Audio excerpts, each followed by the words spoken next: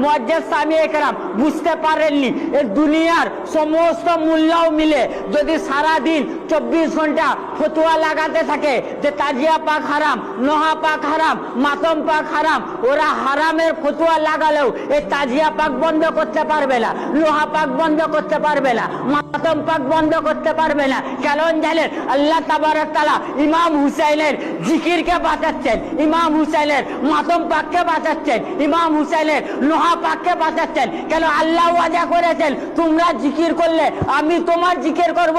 ইমাম হুসাইন জিকির করেননি, আল্লাহ জিকিরকে বাঁচিয়েছেন। কাল কিয়ামত পর্যন্ত আল্লাহ ইমাম হুসাইনের জিকিরকে বাঁচাবে। কাল কিয়ামত পর্যন্ত আল্লাহ তাবারক তাআলা ইমাম হুসাইন আলাইহিস সালামের জিকিরকে বাঁচাবেন, ইমাম হুসাইন আলাইহিস সালামের মাতম পাককে বাঁচাবেন, ইমাম হুসাইন আলাইহিস সালামের নোহা পাককে বাঁচাবেন, ইমাম হুসাইন আলাইহিস সালামের মার্সিয়া পাককে বাঁচাবেন। কে বাঁচাবে? আল্লাহ তাবারক তাআলা। যখন আল্লাহ বাঁচাবে তখন এই মুলবির ক্ষমতা কি?